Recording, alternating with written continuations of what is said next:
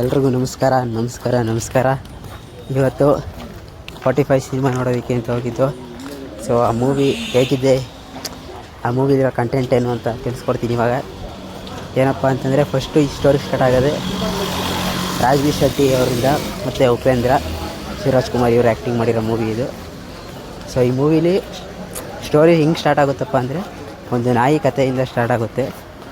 ನಾಯಿ ಹೆಂಗೆ ಅಂತಂದರೆ, ನಮ್ಮ ಉಪೇಂದ್ರ ಅವ್ರದ್ದು ನಾಯಿ ನೋಡ್ಕೊಂಡಿರ್ತಾರೆ, ಅದಕ್ಕೆ ರೋಸಿ ಅನ್ನೋ ಹೆಸರು ಕೊಟ್ಟಿರ್ತಾರೆ. ಸೊ ಆ ನಾಯಿನ ರಾಜ್ಬಿ ಶೆಟ್ಟಿ ಅವರು ಸಾಯಿಸಿರ್ತಾರೆ. ಆ ಸಾಯಿಸಿದ ನಂತರ ಅಲ್ಲಿಂದ ನಾಯಿ ಸಾಯಿಸಿದ ರಾಜ್ಬಿ ಶೆಟ್ಟಿ ಅಂತ ಉಪೇಂದ್ರ ಅವರು ಹಿಂದೆ ಸುತ್ತಾ ಇರ್ತಾರೆ, ರಾಜ್ಬಿ ಶೆಟ್ಟಿನ ಸಾಯಿಸಬೇಕು ಅಂತ. ಸೊ ಅದರಿಂದ ಲಾಸ್ಟಲ್ಲಿ ಶಿವರಾಜ್ ಕುಮಾರ್ ಈ ಮೂವಿಗೆ ಇಂಟರ್ವಲಿಂದ ಎಂಟ್ರಿ ಕೊಡ್ತಾರೆ. ಇಂಟರ್ವಲ್ ಟೈಮ್ಗೆ ಕರೆಕ್ಟಾಗಿ ಅವ್ರ ಎಂಟ್ರಿನ ಯಾವಾಗ ಸ್ಟಾರ್ಟ್ ಆಗೋದು, ಸೊ 1 ಅವರ್ ಆದಮೇಲೆ ಅಲ್ಲಿಂದ ಕೊನೆಗೆ ಈ ಒಂದು ಫಿಲಮ್ನ ಎಂಡ್ ಮಾಡೋದು ಶಿವರಾಜ್ ಕುಮಾರು. ಸೊ ಶಿವರಾಜ್ ಕುಮಾರು, ಉಪೇಂದ್ರ, ರಾಜ್ಬಿ ಶೆಟ್ಟಿ 3 ಜನ ಸೂಪರಾಗಿತ್ತು.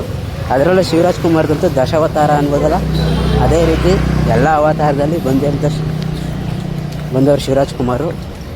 ಸೊ ಕೊನೆಗೆ ಆ ಮೂವಿನ ಆ ಸ್ಟೋರಿನ ಎಂಡ್ ಮಾಡಿ ಆ ಕಥೆನ ಮುಗಿಸ್ತಾರೆ.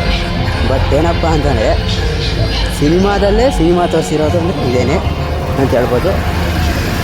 ಸೊ ಒಂದು ಚಿಕ್ಕದಾಗಿ ಹೇಳಿದ್ದೀನಿ, ಬೇಕು ಅಂತ ಅಂದರೆ ತುಂಬ ಜನ ಇದ್ದರು.